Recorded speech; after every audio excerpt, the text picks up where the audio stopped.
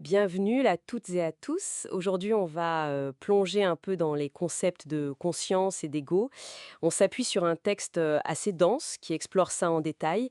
L'idée, c'est vraiment de décrypter ensemble ce sens de soi, comment il se forme, et puis pourquoi c'est important de s'y intéresser. Alors, commençons simple. L'ego, qu'est-ce que c'est au juste? Souvent, on pense à l'orgueil, mais là, le texte va plus loin. Il le décrit comme vraiment le noyau de notre identité, la perception qu'on a de nous-mêmes. Il y a cette analogie de Freud qui est reprise, celle du capitaine de navire. L'ego serait ce capitaine qui essaie de naviguer entre les instincts, la réalité. Oui, et les normes sociales intériorisées. C'est une excellente image, je trouve. Ce capitaine doit constamment jongler. Un sacré boulot d'équilibriste, quoi. Tout à fait. Et ce qui est crucial et que le texte met bien en avant, c'est que ce capitaine, il apprend. Il évolue sans cesse.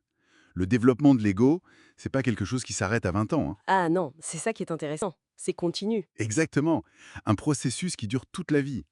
L'image du sculpteur qui affine sa statue au fil du temps, elle est bien trouvée dans nos sources. Chaque expérience, chaque rencontre, ça vient ajouter un petit quelque chose, ça peaufine le travail. Cette idée de progression, de cheminement, c'est vrai que c'est fascinant. Et pour nous aider à comprendre ça, le texte parle de modèle. Kegan est mentionné, mais on s'arrête un peu sur la dynamique spirale. Une spirale colorée. Qu'est-ce que ça veut dire concrètement? Alors, c'est plus qu'une jolie image, hein. La dynamique spirale, c'est une tentative de cartographier comment nos systèmes de valeurs, nos visions du monde, évoluent.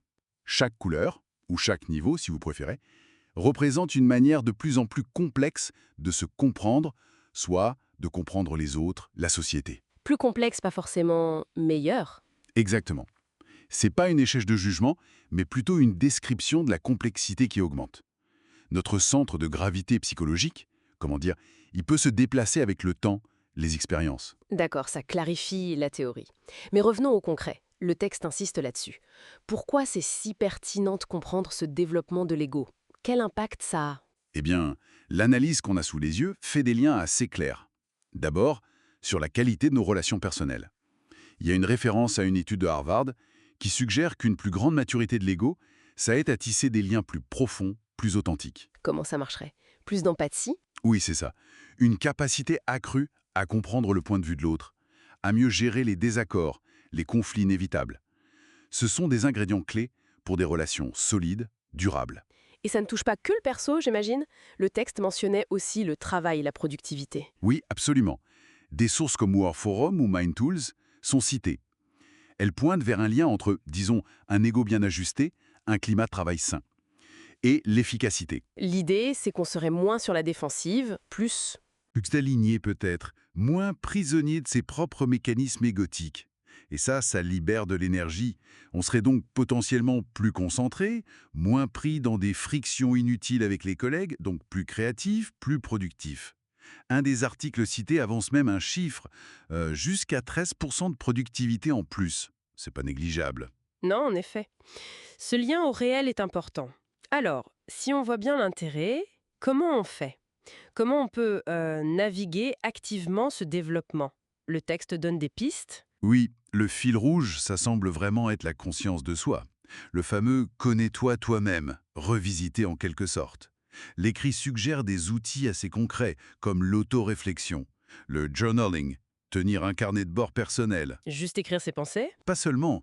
L'idée, c'est d'observer attentivement et surtout, sans jugement, nos pensées, nos émotions, nos réactions un peu automatiques. Ça aide, petit à petit, à faire la part des choses, à distinguer ce qu'on est vraiment de nos vieux schémas. Une prise de distance intérieure, en somme. C'est un peu ça, oui. Et la pleine conscience, la méditation, s'est présentée comme un autre outil très puissant pour ça. En pratiquant régulièrement, on entraîne cette capacité à observer le flot des pensées sans s'y noyer, à voir venir les impulsions de l'ego sans forcément sauter dessus. Être plus présent et moins dans la réaction immédiate. Voilà, moins réactif, plus conscient. Très clair. Bon. Si on devait résumer l'idée forte qui ressort de cette exploration. Je dirais que l'idée maîtresse, c'est vraiment que le développement de l'ego est un processus organique, complexe, nuancé et surtout continu. Ce n'est pas une quête pour atteindre un état final parfait où l'ego serait éradiqué ou totalement maîtrisé. Ce serait irréaliste. C'est plus un chemin qu'une destination. Exactement, une évolution constante. Un chemin vers une meilleure compréhension de soi, bien sûr, mais aussi des autres. Et vers une plus grande intégration. C'est-à-dire cette capacité à accueillir, à harmoniser les différentes parties de nous, même celles qui semblent contradictoires. Et pour finir, il y avait cette phrase dans la conclusion du texte qui m'a marquée.